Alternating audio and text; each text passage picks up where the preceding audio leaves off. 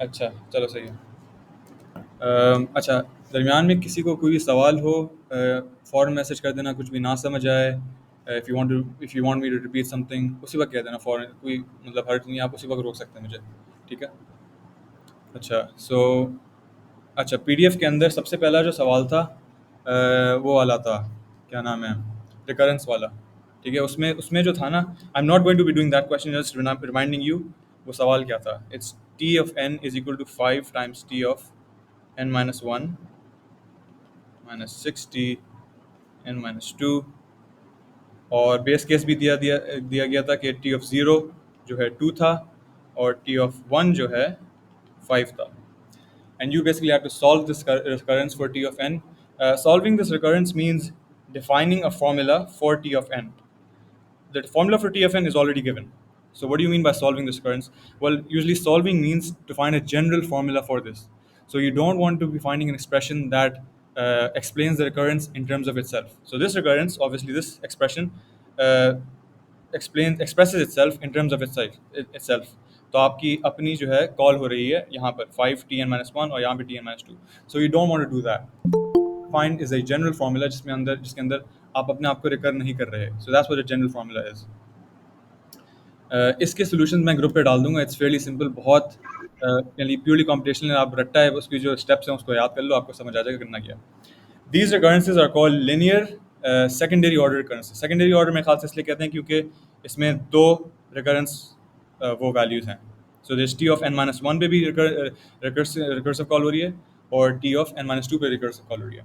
And it's called linear because I think आपका जो recursion हो रही है it's going down linearly. So n minus one ऐसे हो रहा है. जो आपने कॉमनली मिरसॉट में जिस तरह देखा था आपने T of n upon two हो रहा था. I think those are called either exponential या logarithm, I am not exactly sure, but those are not linear ones. ये जो लिनियर वाले होते हैं, these are solved by assuming the form of the recurrence is of the form t of n is equal to r of n. इसकी मैं आपको link और सब गाइड भेज दूंगा, आप फॉलो कर लेंगे. वो जो लॉगरिथमिक वाली होती हैं those are solved by rolling out. तो उसके अंदर जो होता है ना t of n is equal to t of n upon two, तो उसके अंदर आप you keep opening the brackets और ऐसे चलते रहते हैं, you try to find a pattern. इसके अंदर वो नहीं करना था. So if you try to do that and you weren't able to find the answer, that's okay because those weren't the steps for this answer. इसके steps मैं बाद में शेयर कर दूंगा. For now let's move on to the next question. ठीक है. अच्छा, the next question in our PDF जो मैंने दिया था, it was this. You have a building with 100 floors, ठीक है, and this is your building, ठीक है, and there's 100 floors, 1 2 3 all the way down or up till 100, ठीक है ना, and you have two eggs, ठीक है ना. What you want to do is you want to find the critical floor. अब critical floor क्या है? Let's call this the critical floor. We're going to call it C. The critical floor is the floor at which if dropped तो अंडा नहीं टूटेगा. So the egg will not drop, like the egg will not break. So if you drop it from this floor, नीचे जाएगा, नहीं टूटेगा. ठीक है. लेकिन अगर आप C plus 1 वाले फ्लोर पे जाओगे, so one floor above that, उस पे जाओगे तो अंडा टूट जाएगा. In simple words, C is the highest floor, the egg will not break. You would like to find the value of C within a given range of floors. So let's say for now n is equal to 100, you have a 100 floor building and at maximum 100 पे टूट जाएगा. ठीक है, या हो सकता है 100 पे ना टूटे. The idea is the same. What you want to do is you want to find the critical floor in as few attempts as you can using two eggs. अब 2x का मतलब है कि आप उन दो को तोड़ सकते हो, तीसरी बार आप किसी अंडे को तोड़ नहीं सकते to find the critical floor. अब देखो, अगर आपके पास सिर्फ ये बिल्डिंग होती और आपके पास एक अंडा होता, 1 2 3 and all the way to 100, if you only had one egg, then the solution could only be done in O of n time. Why is that? Because the only choice you have of finding the critical floor is bottom से शुरू करो, floor 1 से drop करो, नहीं टूटा, floor 2 से drop करो, नहीं टूटा, फ्लोर 3 से all the way up till C वाले फ्लोर पे नहीं टूटेगा और C+1 पर टूट जाएगा. तो आपको पता चल जाएगा कि the critical floor was C. That is the only option you have for finding the critical floor if you had one egg. क्योंकि अगर आपने थोड़ा सा भी कुछ भी मतलब होशियारी करने की कोशिश की and you try to go at a floor higher than the critical floor, then you can't be sure that was the critical floor. हो सकता है उसमें जिस जो आपने फ्लोर छोड़े हुए थे आपने चालाकी में, आपने एफिशिएंसी में, one of those floors was the critical floor, and you don't have another egg to test that. That's the whole point of adding a second egg to this algorithm. We're trying to see if we can find a better runtime if we had two eggs. Now, uh, one naive approach to solving this is, चलो सही है, आपका 100 floor ये था, आपका 1 2 1 2 3 floor ये है और दरमियान के फ्लोर है, आपके पास दो दो एग्स थे ना, यू हैड टू एग्स, आपने पहला अंडे, अच्छा एक second, हाँ सही सब आ गया, so you use the first egg to simplify your work, ठीक है, so let's say I broke the egg at the 50th floor. एक तो नाइव अप्रोच ये है कि आपने आधे रास्ते में तोड़ दिया, एंड यू सेड अच्छा अगर ये अंडा टूटा है, if this breaks then that means I only have to check this part, है ना, बिकॉज यू नो कि somewhere in here the critical floor occurs. लेकिन if the egg doesn't break and on the 50th floor it actually survives, then that means you don't need to bother checking these floors, you only need to check these floors, है ना, fair enough। what does this do to our runtime? well, in the best case हमारा runtime क्या हो जाएगा, n upon 2 हो जाएगा, but if you think about this, this is still an O of n upon 2, or which is simply O of n, आपका runtime सिर्फ फिर भी O of n ही रहा, है ना। so this solution, while it saves time, is not while the solution saves time, it is still not faster than the original algorithm, जो एक घंटे वाला था, ठीक है। So let's try another approach. We'll use uh, periods along the building. तो हमारे अगर 100 फ्लोर्स थे, we'll use a smaller chunk to jump up in floors. अब उस smaller chunk को हम किस तरह डिसाइड करें? फिलहाल हमारे 100 फ्लोर्स थे ना, तो हम क्या करते हैं, एक और अप्रोच लेते हैं कि हम करते हैं हर 20 फ्लोर्स पर अंडा तोड़ना शुरू करते हैं। तो 20th पे चेक किया, फिर 40th पे चेक किया, फिर 60th पे चेक किया, फिर 80th पे चेक किया, फिर 100 पे चेक किया। 20th पे किया तो नहीं टूटा, 40th पे किया तो नहीं टूटा, 60th पे किया तो टूट गया। तो आपको पता है कि क्रिटिकल फ्लोर इस रेंज में होगा। अब देखो यहाँ पर अंडे को टॉप तक जाने में कितने, the first egg how many times would you have to break it? The first egg 20 20 20 के अंदर जंप्स कर रहा था ना। The first egg was to close down the interval, to lock down the possible critical floors into chunks of 20, because once you have that chunk of 20, you just need to go through those 20 floors with the second egg, right? So the 20th के अंदर जो आप jumps कर रहे थे, those actually saved your runtime by how much? अगर आप 20th के अंदर jumps कर रहे हो, तो अगर हमारा जो है n 100 floors थे, you will only make at max 5 jumps, है ना। एक बार चेक किया, दूसरी बार, तीसरी बार, चौथी बार, पांचवी बार, तो हमारा रन टाइम इसका कितना होगा, O of n upon 20, और फिर यहाँ पर आपका रन टाइम कितना होगा, 20, because you have to check all 20 floors, इसमें से कौन सा क्रिटिकल फ्लोर है। तो आपका run time O of n upon 20 है, प्लस 20 फर्दर लूप्स, तो आपका टोटल रन टाइम क्या हो गया, it's actually still O of n. So these solutions, while they are close, they are still not better than the original solution. What we actually eventually want to do is you want to choose a smarter interval. अब यहाँ पे तो मैंने 20 का interval लिया था, but let's say instead of taking an interval of 20, I started jumping up the floors in root n. अब now let's see what happens. हमारे पास कितने फ्लोर्स थे, हमारे पास थे 100 floors, and you want to see what is the highest floor that I can get to without breaking an egg. So I have 2 eggs, ठीक है, ये दो अंडे बनाए हुए मैंने, सॉरी ओवल नहीं है। The first egg, what you're going to do is you're going to start breaking from the bottom. तो आप bottom पे root nth floor पे तोड़ोगे। अगर root nth floor, अच्छा root nth floor कितना, कौन सा हो गया इस केस में 10, because n is equal to 100, so root n is equal to 10. तो आप क्या करोगे, root n के अंदर jumps कर रहे होगे। It's the same idea as the previous one, but instead of fixing the jumps at 20, what you want to do is you want to fix the jumps at exactly root of n, and you're going to see why this actually makes our runtime much better. So you did the first drop at root of n, which is basically the 10th floor. और सही first कर लीजिए अंडा नहीं टूटा। Then you went another root n floors up, so 2 root n and 3 root n and so on. First कर लीजिए कि root n पे नहीं टूटा, 2 root n पे नहीं टूटा यानी 20th floor, फिर 3 root n पे टूट गया, ठीक है। So now you know the critical floor lies between this range, ठीक है। So you only need to check these root n floors because our jumps were being made in root n's ना। So हमारा जो interval आ जाता है narrow down करने का, that is always going to be only root n long.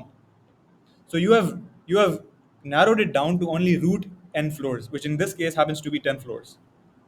Now all you need to do is check every floor from the bottom. तो आपने ये वाला किया 20 किया था ना मैंने, हाँ 20. तो 21, 22 all the way up till 30. In the worst case, how many floors would you have to check? हो सकता है बिल्कुल 30th ही था critical floor. In the worst case, 29 पर नहीं टूट रहा था, 30th पे टूट रहा था. So you had to check all the way up till 30. Even in the worst case of checking this entire interval of root of n floors, you had to go up all of the root n floors, and the egg eventually broke at the 30th floor, which in this case happened to be all root n floors. So you checked all root n floors in this, and आपके जो पहला अंडा था, that will also make multiple jumps. Now let's consider the runtime of this algorithm. हमारा जो पहला अंडा था वो जंप्स कर रहा था ना, हॉप्स कर रहा था कितने के अंदर, रूट एन के अंदर. So root n, root n, root n. In the worst case, you would actually have to go to the last interval, तो 100 till 90 वाला interval. So you went up till the topmost root n floors. ये जो root n वाले floors थे ना, आपको यहाँ तक जाना पड़ा, पता चला कि critical floor कहीं यहाँ पे था. ठीक है. In the worst case, how many loops or basically how many jumps, how many steps did the first egg take? Well, अगर मैं root n के अंदर jump कर रहा हूँ and I want to get till the nth floor, how many jumps will I have to make? Root n plus root n कितनी दफ़ा करूंगा? 10 times. अगर मैं रूट एन को n टाइम्स करूंगा तो I will get to the n multiplied by root n floor. So I am already above floor number n. I am jumping in root n's. How many jumps do I have to do to get to n? Square root of n. हाँ, square root of n, बिल्कुल सही. So if I make square root of n jumps starting from the bottom, so root n, root n, root n. So mathematically अगर आप देखना चाहें तो root n plus root n, how many times? If I do root n multiplied by root of n times, then I'll actually get to the nth floor. Fair enough? अभी तक is everyone following? अगर किसी को भी सवाल है अभी पूछ ले, because I've basically finished the solution. इसके बाद I'm just going to analyze it on time. ठीक है, I'm assuming सबको समझ आ रहा है. So the first egg only did root of n loops. Fair enough? तो हमारा currently run time अभी तक कितना आया है? O of root n. So this guy, the first egg has a run time of O of root n. But what does the second egg do? आपका जो interval आ गया, फर्स्ट कर लीजिए हम बिल्कुल आखिरी वाले 90th to 100 वाले इंटरवल में आए. यहाँ पर कितने फ्लोर्स हैं? 10 फ्लोर्स. और in our case, root of n floors. Because we are jumping in root n's, our interval gets narrowed down to exactly root n floors. तो हमारे जो रूट n फ्लोर्स होंगे आपको सारे चेक करने पड़ेंगे.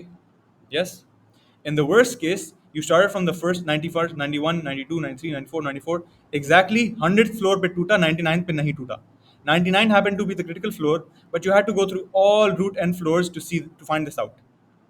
In this case, how many loops did I go through at most? I went through exactly how many floors? Root of n floors, right? Yep, exactly 10 floors. Or in our case, in terms of n, it would have to be root of n floors. So the second part of the algorithm, which is the second, जो दूसरा अंडा कर रहा था, the second egg was going through the narrow interval. That went through at most root n floors. So the second part of the algorithm also takes at most root n steps, or in terms of complexity, O of root n. So our first half took O of root n, and our second half took O of root n, which means that our overall complexity for this algorithm for finding the critical floor happened to be O of root n. Fair enough? सबको समझ आया हमारा run time किस तरह improve हुआ है? Does anyone have any questions? कोई चाहता है कि मैं एक बार फिर कर दूं, जल्दी से रिकैप कर लूं क्या किया, कुछ भी अनक्लियर था अभी बता दें. सॉरी रिकैप कर लो एक बार. सॉरी आपकी आवाज़ नहीं आ रही. मैं बोल रहा हूँ रिकैप कर लो एक बार. रिकॉल कर लो, ठीक है. ओके, सो वंस अगेन हमारा क्वेश्चन क्या था? We had a building with n floors. In our case we took n is equal to 100. What we wanted to do was we wanted to find the critical floor. Well, let's call that floor C, which is the highest floor the egg will not break if dropped on. तो egg बच जाएगा. ठीक है. अगर हम एक अंडे के साथ थे, if we had one egg, the best we could do is check every floor bottom से, because if it breaks, then that will tell you कि the उस immediately below नीचे वाला floor जो है critical floor था. That is the best runtime you could hope to achieve with one egg. But if you have two eggs, what you can do is you can use the first egg. आप तोड़ दोगे उस अंडे को, दूसरे को भी तोड़ोगे, लेकिन the first one will be broken like this. You will move up the floors in root n floors. So the first floor, you won't obviously don't need to check the 0th floor. You will check the root n floor, sorry, the root n floor, and then you check Mazid, you move up root n steps. So you go to the 2 root n floor, which in this case happens to be 20 simply because root n is 10. Then you go to 3 root n all the way up till 100. At most, how many jumps do you have to do for this egg? Well, root n में jumps कर रहे थे. At most, you will have to do root n hops till get to n. And why is that? Because root n के अंदर jumps कर रहे हो, you will do root n jumps, you will get to n. Fair enough. So the first egg is found to narrow down the interval of the critical floor in root n floors. तो आपका interval आ जाएगा root n का. आपको पता है कि इन root n floors के अंदर आपका critical floor lie करता है, क्योंकि यहाँ पर अंडा नहीं टूटा होगा और यहाँ पर टूट गया होगा. ठीक है, तो आपका यहाँ पर जो इंटरवल आएगा, that will be at most how many floors? Root n floors. Now all you have to do is simply use a second egg to go through each of these floors, starting from the bottom. It's important to start from the bottom because if you start from the top और यहाँ पर टूट गया, आपको पता नहीं है कि कहाँ पर टूटेगा. So obviously you're going to start from the bottom. आप सारे चेक करोगे. In the worst case, you will have to go through this entire interval of root n floors, and you will end up with a runtime of O of root n for the first egg and O of root n for the second egg. Sorry, थोड़ा गंदा लिख रहा हूँ. यहाँ तक सबको समझ आया? रिकैप सही था? कोई चाहता है दोबारा करूँ? Can we do cube root to further optimize? That's a very good question. If you do cube root to optimize Usman, चलो let's see what happens if you do cube root to optimize. तो आपने cube root किया, तो आपके अब जो jumps होंगे cube root के अंदर होंगे. So n power 1/3 है ना? So your jumps, so the interval you took was smaller, but it's going to narrow down more ना, because n power 1/3 is smaller than n power 1/2. That's a very smart assumption. तो आपका जो narrow down होगा, उसका जो once you have narrowed it down, तो you will only have to go through n power 1/3 floors once you have narrowed it down. ठीक है? So the second part of the algorithm will only take O of n power 1/3 if you had used O power or cube root of n के intervals. लेकिन let's look at the first part of the algorithm then. You were jumping in n power 1/3, right? आपको अब ज़्यादा jumps करनी पड़ेंगी with the first egg. In the worst case, you will end up in the last n power 1/3 वाला interval. And how many hops will it takes you to get to that point? Well, n power 1/3 के अंदर hops कर रहा था मैं. So how many times do I have to do that? Well, I'll have to do that n power 2/3 times so that I get to the nth floor. Fair enough? So the first loop will actually end up taking more loops than the second part of the algorithm. And why is that? That's simply because you took a smaller interval, so you have to do more jumps. So the first part of the algorithm will become O of n power 2/3, and that dominates our runtime. So that's why we actually try to strike a balance between our first part and second part. आपको दोनों के runtime balance करने हैं because कोई भी worst case हो सकता है. So that balance happens to be exactly n power 1/2.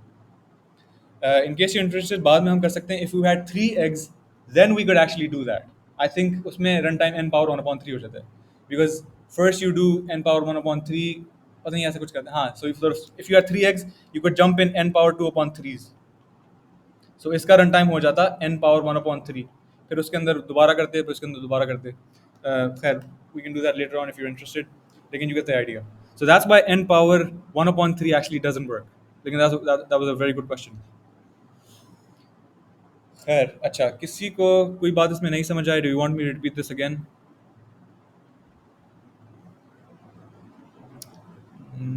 नहीं तो सही है. Alright, let's move on to the next question. अच्छा, the next question in the PDF was theoretical. What is the minimum number of swaps you need to make to fully sort an array of size n? इसका answer fairly theoretical है. अच्छा, जब मैंने answer question सोचा था, तो मैंने सोचा था कि इसको ट्यूटोरियल में प्रूफ कर दूंगा, लेकिन सर शायद इतने प्रूफ्स कराते नहीं आप लोगों को, तो मेरे ख्याल से that's going to be waste of your time. हो सकता है एग्जाम और क्विज में ना आए proofs. So if anyone is interested, I can hold a tutorial for the proof for this later on. It's a simple proof, लेकिन कुछ लोगों को हो सकता है ना समझ आए और हमारा टाइम हो सकता है यहाँ पे वेस्ट हुए. So I'll simply give you the theoretical answer for this. The minimum number of swaps you actually need. अच्छा, यहाँ पे swaps की बात हो रही है, comparisons की बात नहीं हो रही. हमने comparison based model तो देख लिया था क्लास में, merge sort और वो सब, those are comparison based models. Swaps बस ये कह रहे हैं कि फर्स्ट कर लीजिए आपको पता है कि आपको क्या करना है, कि आपके numbers हैं 7 2 1 3 ऐसे जो भी आपके 9 हैं, you know what you have to do, but you want to see what is the minimum number of swaps I have to do to perfectly sort this. The answer for this is actually n minus 1. um, and you might be thinking अच्छा हो सकता है यार, if I took a perfectly, when I first saw this I thought इसका n upon 2 होगा, because if you have a perfectly unsorted array, तो आपका array, let's say 1 2 3 4 5 6 डब्बे बनाया ना मैंने, so 6 5 4 3 2 1. If I had to swap this, and if I had to swap the locations within this array, and I wanted to make this perfectly sorted, what I would do is, I would simply swap इन दोनों को, इन दोनों को और इन दोनों को. तो 1 यहाँ पे आ गया, 2 यहाँ पे आ गया, 3 यहाँ पे आ गया, 4 यहाँ पे आ गया, 5 यहाँ पे आ गया, 6 यहाँ पे आ गया. ठीक है. सो ये दोनों परफेक्टली जगह पे चले जाएंगे, ये दोनों परफेक्ट जगह चले जाएंगे, ये दोनों परफेक्ट जगह पे चले जाएंगे. सो you could actually swap and perfectly sort this in n upon 2 swaps. But that's a naive solution. There's actually a worse arrangement of the array that would actually require n minus 1 swaps. And that arrangement is actually like this. अगर हमारे पास 6 का array है, so 1 2 3 4 5 6, and I could try to solve this in less than n minus 1 swaps, but you actually can't solve this. You actually have to move everything back in its place, and each swap can at most fix one element correctly in its place. इस case में तो दो को मैं ठीक कर रहा था, एक swap से दो ठीक हो गए, एक swap से दो ठीक हो गए. इस केस में एक swap हर वक्त एक को ही ठीक कर पाएगा, and you will actually end up having to swap uh, n minus 1 elements into the correct place, or inevitably आखिरी element अपनी जगह पे हो जाएगा, so that will end up costing n minus 1 comparisons. So the theoretical answer in this, in case this comes in a quiz or an exam, the theoretical answer for this rata is n minus 1 swaps are required to fully sort an array. अच्छा, now we're going to do the more I have a question. पहले वाले में क्या problem थी? पहले वाले में ये वाला जो था मैंने किया था, जी, जो आपने कहा कि हम दोनों को एक टाइम पे कर रहे हैं, सो आप उसमें क्या प्रॉब्लम थी? इस केस में प्रॉब्लम थी, this was my naive assumption when I initially saw this question. मुझे लगा था कि the minimum number of swaps you need is n upon 2, and the line of thinking I had was I took a perfectly descending sized array, तो मुझे लगा that is the worst possible way something could be sorted. याद है हमने merge sort की class में जब किया था, सर ने कहा था what is the worst possible run time of this algorithm, and the answer was कि अच्छा अपने अरे को परफेक्टली उल्टा कर दो, डिसेंडिंग कर दो. तो मैंने इस केस में भी वही लॉजिक अप्लाई करने की कोशिश की, और मैंने देखा कि अगर मेरे पास परफेक्टली डिसेंडिंग अरे है तो उसको मैं एक्चुअली n अपॉन 2 स्वैप्स में कर सकता हूँ. But that is assuming that the worst possible permutation or worst possible positioning of the elements is perfectly descending. That is actually not the worst condition for the array. The worst condition for the array is when everything is actually shifted right by one element. That is the worst possible positioning of the array if swaps are what you are measuring. If the array is shifted right to 1, yeah, 2, it doesn't really matter, then the number of swaps you'll actually have to end up doing is going to be n minus 1. So this is actually the worst condition for swaps. मुझे लगा था this was the worst condition for swaps, इसीलिए मेरा जो answer आ रहा था वो था कि n upon 2 swaps में यार इसको तो सॉल्व कर पा रहा हूँ, लेकिन असली में this is the worst condition और इसको मैं n upon 2 swaps के अंदर नहीं कर सकता. And so I could show you the proof for this. It's fairly simple, लेकिन हो सकता है कुछ लोगों को समझ ना आए, हो सकता है इसका फ़ायदा नहीं हो, इसलिए मैं उसको कवर नहीं कर रहा. Does that answer your question? Yes, it does. Thank you. तो सही. अच्छा, the next thing we are going to be doing. अच्छा, हमारे पास दो सवाल हैं. एक तो है given in n size array we would like to find. So यहाँ पे मैंने 8 एलिमेंट्स बनाए हैं because working in twos is convenient for the algorithm. So the first question in the PDF that I have is, given an array of size n, arbitrary but distinct numbers, find an algorithm to find both the maximum and the minimum element in S. You may assume that n is, हाँ ठीक है. So you basically have to find max भी ढूंढना है और minimum भी ढूंढना है. और maximum के लिए तो आप लोगों ने क्लास में देखा था you could use n minus 1 comparisons. ठीक है. अब if I had to do that for both of these things, तो मुझे n minus 1 करने पड़ते और मजीद n minus 1 करने पड़ते, तो टोटल बनता तकरीबन 2n. यहाँ पर कहा जा रहा है कि do at most 3n upon 2 minus 2 comparisons, or in other words 1.5n, sorry 1.5, अबे भाई, so use 1.5n minus 2 comparisons to find the maximum and the minimum element. तो would you guys like me to do this question, या हमारे पास एक और question है, वो है कि रिकर्सिव कॉल को सॉल्व करना है root n, and this is I think more relevant to class because this is a purely mathematical question. अब मुझे नहीं पता सर शायद किस तरह के सवाल देते हैं, लेकिन if he gives purely computational questions, this one is more likely to come. If he gives more के algorithm बनाओ questions, तो फिर ये वाला ज़्यादा relevant है. Which one do you guys want me to solve first? ये 3n/2 इसका आंसर ढूंढना कि max और min in 3/2n minus 2 comparisons, या solve this recurrence, यानी find the general expression. अच्छा, एक बंदा कह रहा है रिकरेंस वाला कर लें. If recurrence. अच्छा, ज़्यादातर लोग रिकरेंस करें. Does anyone want me to do the algorithm wala? The algorithm wala is also fairly easy. That's also why I asked you. हाँ नवाब, दोनों करूँगा, लेकिन हो सकता है कुछ लोग जल्दी जाना चाहें, तो कौन सा वाला मैं पहले करूँ? ज़्यादातर लोग कह रहे हैं रिकरेंस, तो we'll just move on with the recurrence. अच्छा, ठीक है. This is a fairly simple question. बस कुछ लोग जो है log के साथ a lot of people are not comfortable working with logs and exponents. इस वजह से this question find थोड़ा सा tricky होता है. ठीक है वैसे काफ़ी simple working इसकी भी वही है जो क्लास में की थी, जिस तरह हमने merge sort किया था. I think it's the exact same working, लेकिन because you're now recursing instead of n/2 के अंदर we're using root n, तो आपका जो net calls हो रहे हैं उनको calculate करना थोड़ा मुश्किल होता है. And the first time I did this question I actually messed it up, लेकिन it's a simple question. ठीक है, so let's start. अच्छा, this is not a linear वाला recurrence because you can see यहाँ पे root हो रहा है ना, so I think these are either called exponential या logarithmic recurrences, I'm not sure, लेकिन the general solution for these are actually found by unrolling. ठीक है, and unrolling में all you have to do is you just rewrite the formula inside the recursive call. तो t of n का formula था, when you had to find the value for t of n, you said it's actually root of n multiplied by t of root of n plus n. ठीक है, so if I wanted to expand this, what I'm going to do is I'm going to rewrite this guy, ये वाली जो value है, इसको पूरा expand कर लूँगा.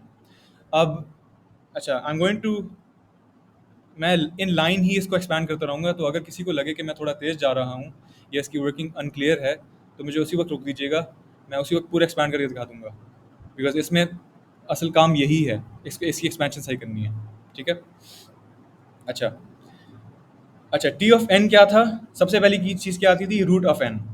अगर मैं टी ऑफ रूट एन कर रहा हूँ, तो ये वाली क्या वैल्यू आएगी? Is going to be root of root n. ठीक है, and then the recursive call will now be t of root n, और जो ये वैल्यू थी पहले प्लस n थी, अब जो होगी प्लस रूट n होगी, because t of root n को हम एक्सपैंड कर रहे हैं, और बाहर n वैसी का वैसा आ जाएगा. ठीक है, does everyone follow this step? Does anyone want me to do this more clearly? नहीं, मेरे ख्याल से this is a fairly simple step. ठीक है, let's go on to the next step. अच्छा, for simplicity I'm going to not write root n because expansion के दौरान root n is going to get confusing. We're going to be writing in terms of the power themselves. Root n can be written simply as n power over 1/2, and so I'm rewriting this whole expression in terms of numeric powers.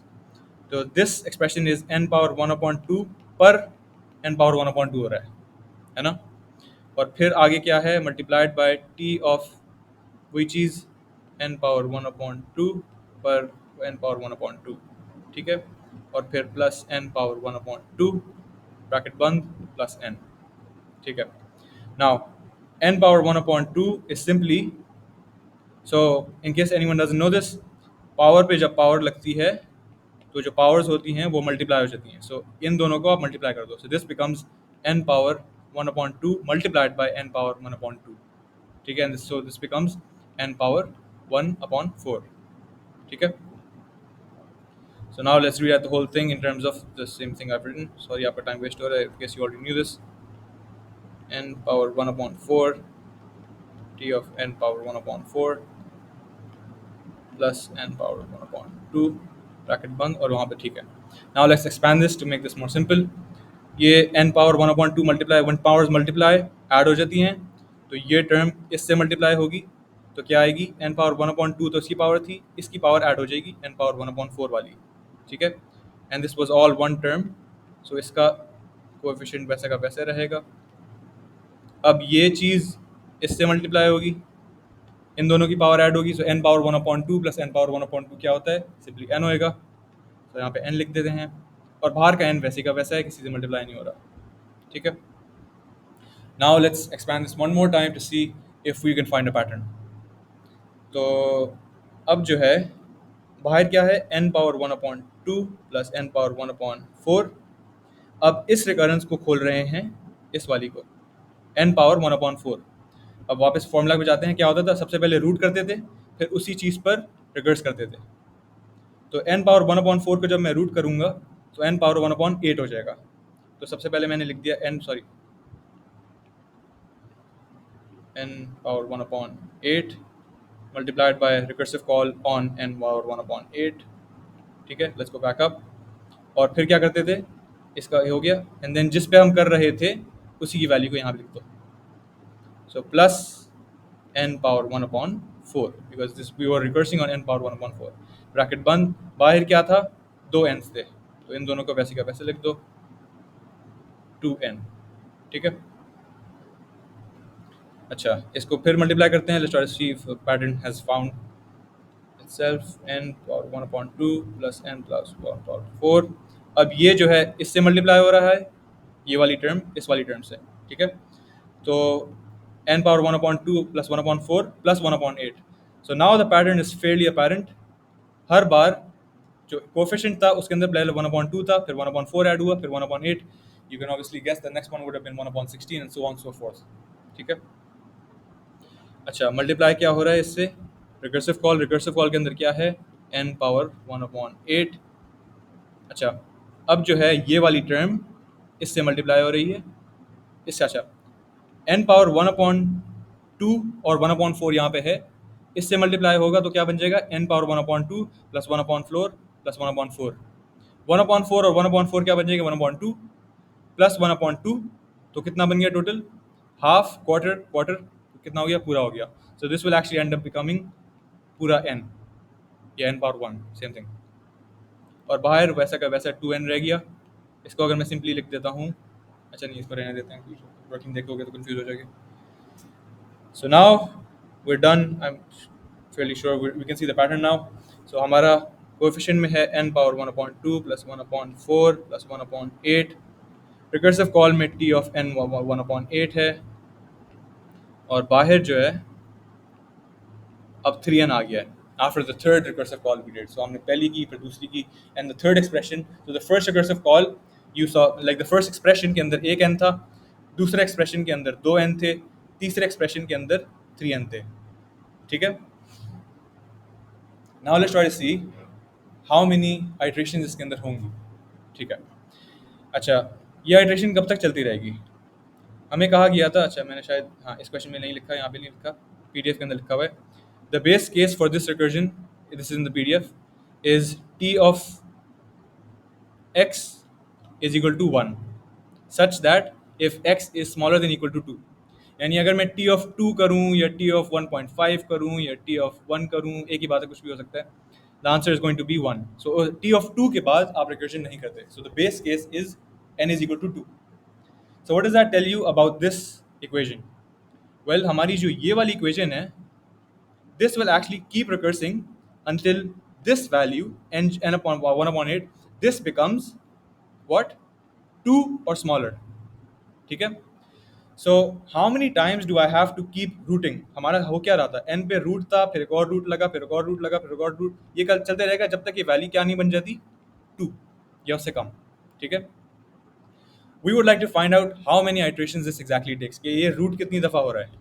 ठीक है, in terms of mathematics हो क्या रहा है, n power 1 upon 2 था, फिर उस पर मजीद पावर 1/2 मल्टीप्लाई हुई, फिर मजीद पावर 1/2 मल्टीप्लाई हुई, है ना।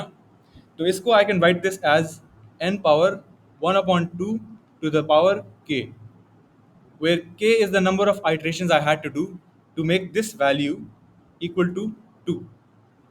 This is the most important step of the whole question, guessing how many iterations this recursive call takes to get to the base case. Does everyone guess? Does everyone get what I did here? यहाँ पे मैंने कहा कि कितनी recursive call लग रही हैं कि ये 2 या उससे छोटा बन जाए। मैंने कहा कि हो क्या रहा है कि हर बार n पर 1/2 की पावर मल्टीप्लाई हो जा रही है, क्योंकि हम रूट रूट रूट करे जा रहे थे ना, और मैंने कहा था पावर्स मल्टीप्लाई होती हैं। तो we started off with n power 1/2 और root n, and then we kept rooting that, and so we basically kept multiplying 1/2 in its power. I can express that as simply n power 1/2 to the power k, where k is the number of iterations I did to eventually get to the value 2. Does everyone follow what I just said? Yes. किसी को कोई confusion है तो मुझे अभी बता दो, I can go over again. This is a fairly tricky part of the question. यही है पूरे question का, मतलब this is going to be your eventually आपके answer की help करेगा. If no one has any issue, I'm going to move on. ठीक है? ठीक है. अच्छा, the next step is obviously going to be finding the value of k, because we want to know कि हमारा recursive call, देखो हमारा recursive call क्या कर रहा था, हर बार एक n निकाल रहा था, n n n n n. So this is a very crucial part. और यहाँ पर भी इसकी वैल्यू बढ़ी जा रही थी. So we want to know कि ये कितनी दफ़ा होगा, और we want to know कि ये कितनी दफ़ा n डाले जाएंगे, because these are the actual values. ये eventually छोटा होते जाएगा, t of n upon 16 हो जाएगा, फिर 32 हो जाएगा, फिर 64 all the way down till जब तक t of 2 हो जाएगा. फिर जब t of 2 हो जाएगा ये, तो इसकी वैल्यू क्या बन जाएगी 1, बिकॉज यहाँ पे लिखा हुआ है t of x is equal to 1 in the base case. अगर x 2 हो गया या उससे छोटा हो गया तो बेस केस 1 बन जाएगी. तो इसकी वैल्यूज हमें इतना मतलब नहीं है, हमें बस पता होना चाहिए कि ये वैल्यू तो इवेंचुअली 1 बन जाएगी, छोटा होते जब हो रहेगी 1 बन जाएगी. हमें मतलब है इस वैल्यू से और इस वैल्यू से, because these are actually going to determine the general function और the entire run time of our algorithm. इनकी वैल्यू बढ़ रही है एक्चुअली. तो अब हम देखते हैं कि k की वैल्यू किस तरह निकालेंगे. अब देखो n power 1/2 to the power k is equal to 2. We would like to find out what is the value of k when this becomes 2. So when does this equation equal 2? दोनों side पे log लगाओ. Left side पे आ गया log of n to the power 1/2 to the power k. Left side पे आ गया log of 2. ठीक है. Power जो है लॉग के लेफ्ट साइड पे आ जाती है, कोएफिशिएंट बन जाती है. तो कोएफिशिएंट क्या बन जाएगा 1/2 to the power k log n is equal to 1. Because we're working in base 2, it doesn't really actually matter what base you use. You can simply use 2, doesn't really matter. E कर लो. इस case में मेरा base case यहाँ पे 2 था, तो मेरी calculation log base 2 लेने से आसान हो रही है. And generally when you're working with complexity, you're probably going to be taking log base 2. खैर, तो सही है. What's the next step? तो अच्छा, now let's try to see how you can write this. Left side पे आ गया 1/2 power k, left side पे आ गया 1 log n. ठीक है. I can rewrite this as simply 1 power k upon 2 power k, which means this is simply 1/2 power k is equal to 1 log n. Reciprocal both sides, you get 2 power k is equal to log n. एक और बार log लिया, you got log 2, यहाँ पे k आ गया, left side पे आ गया log of log n. ठीक है, फेयरली सिंपल अभी तक. अब हमारे पास आंसर क्या आ जाएगा, k इज इक्वल टू, और ये 1 बन जाएगा, so you don't need to consider this. k is equal to log of log n. So that tells you the recurrence actually takes log of log n iterations to get to the base case. So now we know how many iterations we do going down. ठीक है. Now let's try to see what this tells us about our formula. हमारे हर iteration पे एक n बार आ रहा था, है ना. तो हमारे k आइट्रेशंस के बाद, तो कितने k आइट्रेशंस की हमने, तो कितने n बार आ जाएंगे, well log of log n iterations. हर आइट्रेशन पे n बार आ रहा था, so this value will eventually sum up to log n times n, है ना. हर बार n आ रहा था, n n n n n, हमें देखने थे कितने n आ रहे थे, हमने के the number of iterations is k, हमने k ढूंढ लिया, k की value I log n. This is not log n multiplied by log n, this is log of log n. This is much smaller than log n log n. ठीक है, so we did log n, so we did log n iterations. Each iteration में एक n बाहर आ रहा था. So this expression, when you keep expanding this, this will eventually become log n multiplied by n. That's how many n's you will have. What you want to look at now is this value. ये value 1/2, 1/4, 1/8 ये चलते रहेगी कितनी दफ़ा? log n दफ़ा. लेकिन ये काम करते हैं, इसको देखो, जो हम कर रहे थे n power 1/2 plus 1/4 plus 1/8. Let's say this actually went on till infinity. ठीक है, this will become a simple geometric series, right? Because पहली टर्म क्या है? पहली टर्म है 1/2, दूसरी टर्म है 1/4, 1/8. Now, literally, this will only run log n iteration times, right? मैं कह रहा हूँ कि इसको इन्फिनिट दफ़ा भी चला लो तो ये बहुत बड़ी नंबर नहीं, बहुत बड़ी वैल्यू नहीं बनने वाली. मैं क्या कह रहा हूँ, इसको 1/2, 1/4, 1/8 चलाते रहो इन्फिनिट टाइम्स. तो this will become an infinite geometric series sum, and the sum of this infinite geometric series will actually be, अच्छा, in case you guys don't know, if you have a geometric series जिसके अंदर the first value is a and the next value is ar, the next value is arr or ar square.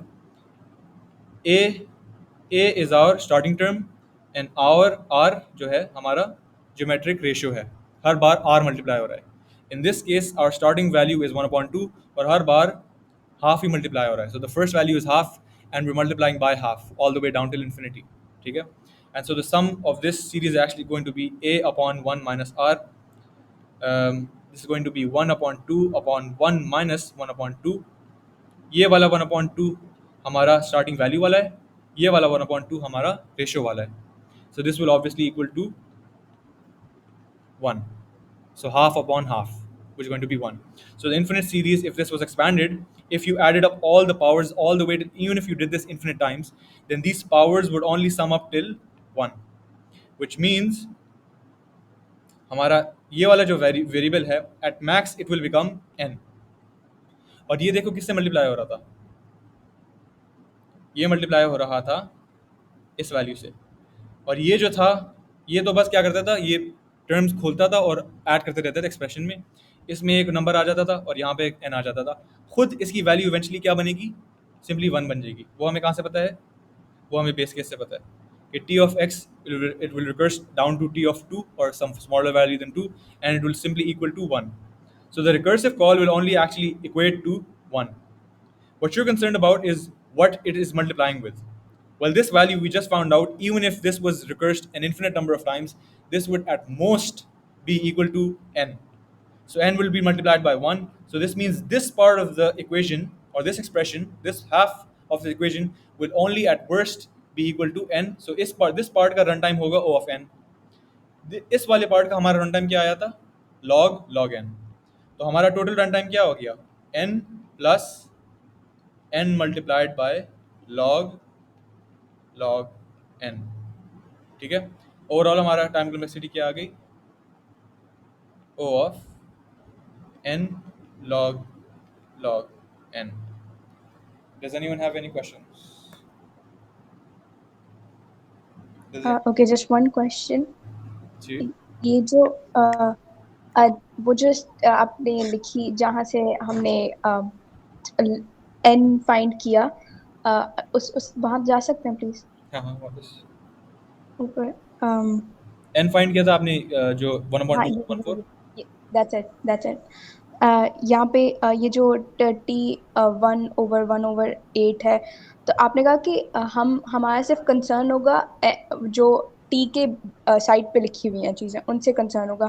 तो this will be the case always, हमें सिर्फ उनसे ही concern होना चाहिए.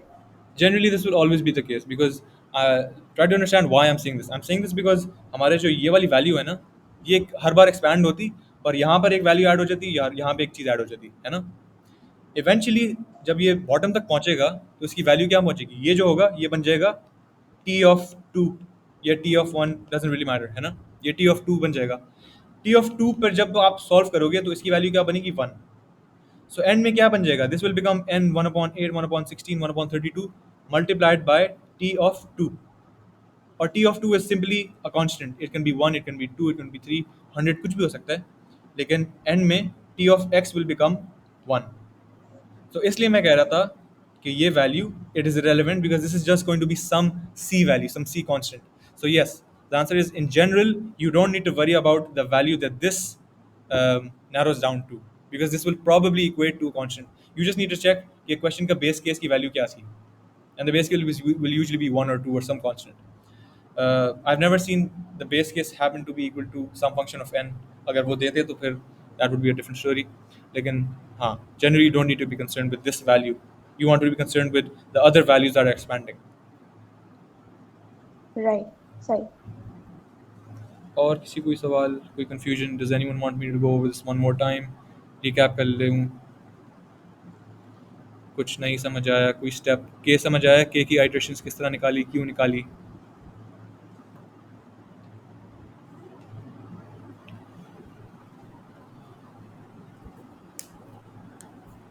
ठीक है. I think we can recap the iterations part, please. हाँ, sure. अच्छा, so why were we doing the iterations part? Because we saw कि हमारे expansion के अंदर we saw हमारे pattern तो नज़र आ गया था. So the pattern was apparent. But once we found the pattern, we want to see अच्छा how many times did this pattern happens? Because each time the pattern was happening, we would find another n term. So n आया, फिर 2n बना, फिर 3n बना. We would have liked to find out if I solve this all the way down to the base case, how many n's would I actually have added? And let's call the number of iterations we would have done all the way down to the bottom k, and so we did k iterations, and so we would end up with k n's on the right side, है ना? अच्छा, अब मुझे k ढूंढना था, हमने k किस तरह ढूंढा? मैंने देखा अच्छा मैं रिकर्जन किस तरह हूँ। याद है हमने जब मर्ज सॉर्ट किया था तो हम n/2 कर रहे थे, सो हम हाफ करते all the way down till until it became some very small value. Is that big theta or big O? मैंने big theta यहाँ पे कहीं नहीं लिखा, मैंने सिर्फ big O लिखा हुआ है, so it's probably big O. तो हाँ, so how was I finding the number of iterations? I said अच्छा हर बार मैं क्या कर रहा हूँ, मैं रूट ऑफ n कर रहा हूँ. रूट ऑफ n कितनी दफ़ा कर रहा हूँ मैं? Root of n. मैंने पहले इसको मैथमेटिकली लिखा ताकि मेरे इक्वेशन में फॉर्म आ जाए. So I said basically what I am doing is n power 1/2 की पावर को मल्टीप्लाई कर रहा हूँ 1/2 की पावर से, because that's what rooting actually does. n root n is basically n power 1/2. अगर मैंने उस पर मजीद रूट लगा दिया तो मैंने सिंपली उसकी पावर में एक और हाफ मल्टीप्लाई कर दिया. So that's fairly straightforward. So I said I'm doing this how many times? I said I'm doing this k times.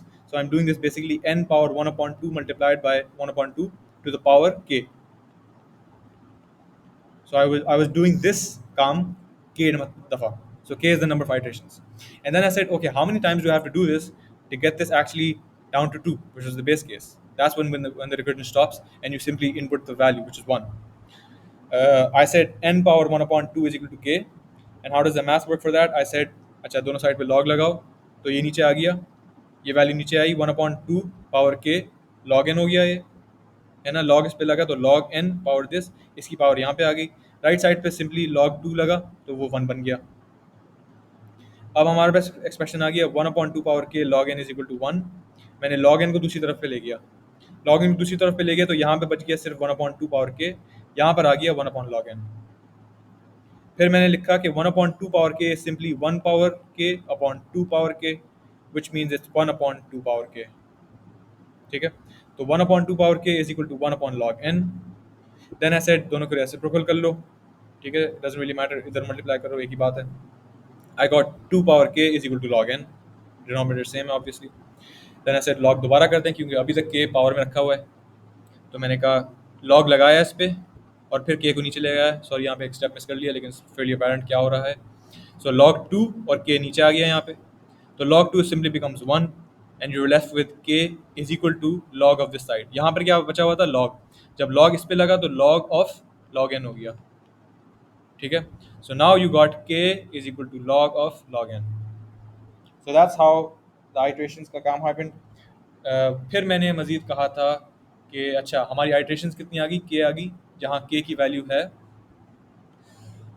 1/2 1/2 1/2 1/2 log of, अच्छा एक सेकंड मैं टाइम देख लूँ, ऐसा ना रिकॉर्डिंग रुक जाए जैसे मीटिंग ख़त्म हो।